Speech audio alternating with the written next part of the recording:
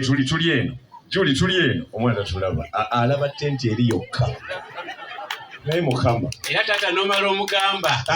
Omukolo gwa mwana muwala we gutyo gwatambudde omwana n'abbosa Juliet ngono naye munnange.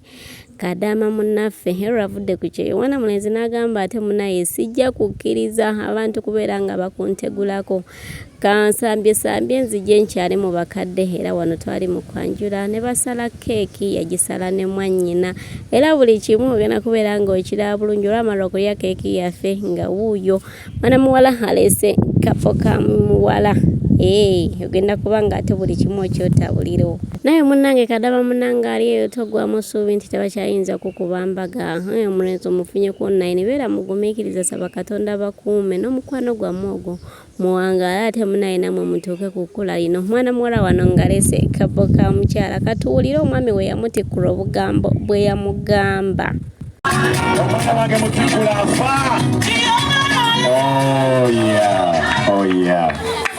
Tigwa amasannyalaze tigana kkuba bikyuse mboti mpola naye bannange kakati wuliriza ekyo kyokolo kirabye. The Bible says that man is the head of his wife. Now the wife is your neck.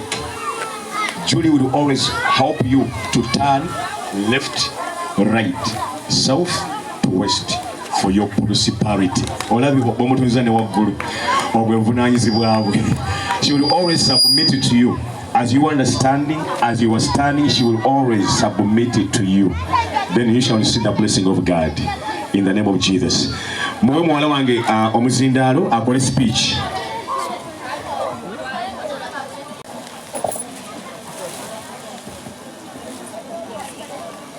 Omwami wakazigo omu bwatyo wange ndeese ekirabo kino akabo kano ng'akaleetedde omwagalwa wange nga nkawa gy'oli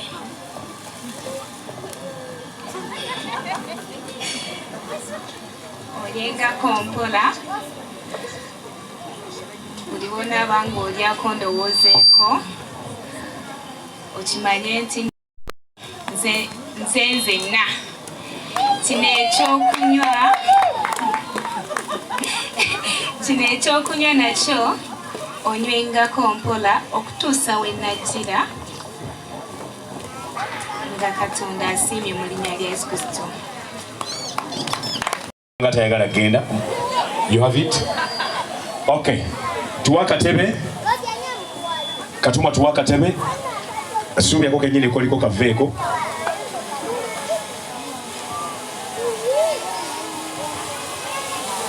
Kale mu kikolaawo mangu nnyo.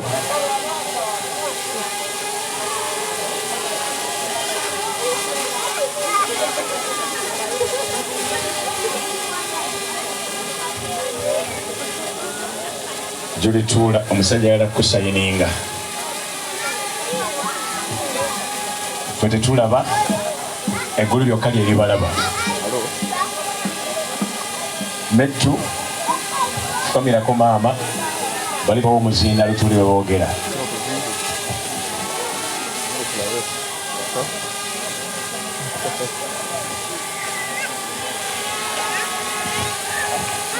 Omukwano Dimpo Gal amwesa atya? Dimpo Gal ebijja bintu oweewuwo. Wamma ssebo genda mu maaso taata ffe tuwulira. njagala okussaako akabonero kano ye mukulu obutaddamu mulenzi yenna kwepankirako. wali ababoodaboda eno waliyo baafye bagonje wali erukayo okikoze mu linnya lya kitaffe okutuusa ye mukulu tunagenda mu lutikko weewaawo linnya lya kitaffe n'omwana n'omwoyo. amiina. katulageeko eno maama ffe tufa kalabi laavu eno. Kale Isaac yasituka Juli lemerawo ng'atayagala kugenda. Juli kaluma mukko Isaac awusulenga asobola osufula mukyalawo julira emmere nawo ng'atalina gy'olaga oyagala ogenda tuli eno juli tuli eno omwana tulaba alaba tenti eri yokka naye mukama era tata nomala omugamba Mukolo gwe mwana muwala Julie Nabbosa ate ne mwana mulenzi Isaac gwanyuma nno byansusso nkusookeza eri ku kapo ka muwala olw'ensonga ka paati ako mu butuufu kakata abantu bangi omubabiro wano eno munaye omwana Julie yali azze mu kidaala ate okubeera nga ate ate onyirira omuntu we batyo bagenda maaso n'okubanga babiibya wetyo ntutuuka mu ssaawa ey'ebirabo omwana muwala bambi ebintu babireetera ddala mu bujjuvu n'abazadde kyemmanyi nti bavaawo mu butuufu nga basiimye nga tebatomye naye nga munaye gwe wennali ng'oyagala okukola emikolo weegiti nogamba nti ate ngenda twala ebintu bitono sirina busobozi nnyo bw'amaanyi ebiseera ebisinga abazadde baba tebaagala bintu mukwano baba baagala kulaba mwana ki atutte muwala waabwe ekitegedde ekintu ekyo tolinda ate munnaaye bagamba nditwala bingi munnange tewatuukaka genda muteese n'abazadde akatono koyina koba ogenda nako ate munnaaye osobola okubeera nga otwala omwana waabwe mu makubo amatuufu olw'ensonga nti omuntu w'omusanga eyo mu butuufu nogamba nti ate kamutwale butwazi tetugendagenda mu bakadde mukwano osobola okufuna obuzibu obw'enjawulo munaye ng'ate toyina gy'oddukira okitegedde ekintu ekyo olw'ensonga nti obeerawo ng'ogamba ninda kukola ssente ntwala ebintu ng'ebyali ku mukolo gwa gundi munaye genda n'akatono koyina olaba abazadde ate babe nga babakkiriza okubeera mu bufumbo obutukuvu jjukira nti emikisa giva waka mu bazadde omuzadde bwe waba nga akunyigidde nti otutte omwana we mu gatali makubo matuufu obufumbo obwo tebutera kubeera ng'ate buwangala bubeeramu ebizibu bingi ne weebuuza lwaki nina ebizibu bingi naye nga munnange kivudde eri bazadde olw'ensonga nti omwana waabwe munnange wabba mubbe kitegedde bulungi ekintu ekyo naye nga mukwano gwange Julie Nabbosa tukwagaliza obufumbo obulungi ennyo bufumbo bulimu eddiini buno mukwano gwange jjukira nti n'okugattibwa munnange ate baagattibwa naye kwogwo omukolo gw'okugattibwa ate tetwasobola kubeera nga tubeerayo naye nga Julie tukwagaliza bisima byereere munnange alabeere nga bakwatirako ku bufumbo bammwe abanguyize buli kimu obusozi abubavuunuse wamu n'emisweto bwe gityo tumanyi nti obufumbo kiringa kiyungu munnange omukka gubeerayo gufumbeera n'omuliro ne gumala ne gukola ki ne gutumbuka munnange omukka we gujjanga ogumanga amanya ekiseera kigenda tuuka omuliro ate gubeere nga gwaka banaye buli atuuka kukolawo eri kiti nze munaye mba nkwagaliza birungi byerere mba nkwagaliza bisima byokka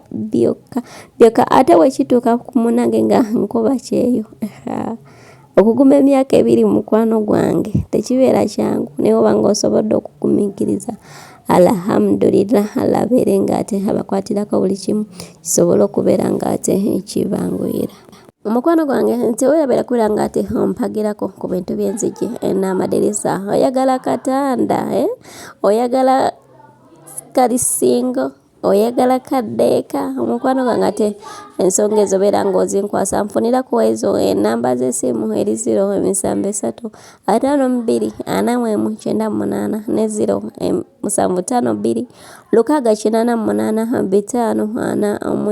mukwano gwange tusobola okubeera ng'ensonga ezo tuzikwasaganya bulungi tutuukawo ku sayiti yo ne tupima omulyango gwo oba eddirisa lyo netusobola okuba munaye nga tukolera oluggi oba eddirisa ebifiitingamu ogwo omulyango gwe wayagala si kubanga ate tutuuka nga omulyango oluusi munene ng'ate munnange oluggi tuleese lutono ate nti nokudda mu kufunza mulyango nedda tupima ekyo ekintu ekifiitinga mu mulyango gwo ti ate oluggi lunene simanye oluggi lutono omulyango oluggi lunene omulyango mutini ate tusobola okuba nga tugutemaatema mukwano gwange tetubikkiriza tukuwa ekintu kyennyini ekifiitinga mu mulyango gwo gwe munnange owa sheero tukwasa omulimu gwo gw'okuserekera sheero yo tukukolera ekkanuba ate munnange oleme kubeera ng'ate ojula omu nsonga ezo Big Rich Junior School somererizo okunazaako omuzadde nnako lisangibwa mu tawuni y'Ensanje litwala abayizi okuva ku nnasale okutuuka ku kibiina ekyomusanvu abawala n'abalenzi abava waka n'abasula ku ssomero mu byenjigiriza tuli wala mu secular ne theology kati abayizi baakubangula mu poetry, bakery, tailoring, decoration nga n'ebyemizannyo tubissaako nnyo essira okutumbula ebitono by'abato litudde mu kifo ekigazi ddala era ekitegekeddwa obulungi entambula ebisaawe swimming pool na buli kalondo yenna abaana gwe beetaaga ali ku ssomero omuzadde leeta omwana kubanga abasomesa beebo abagwanidde okubangula omwana w'eggwanga okuwandiisa abayizi kugenda mu maaso ku ssomero omwana bw'asasula school fees ebisigadde byonna byerabire tewaliwo kyogenda kuddamu kuleeta byonna obisanga ku ssomero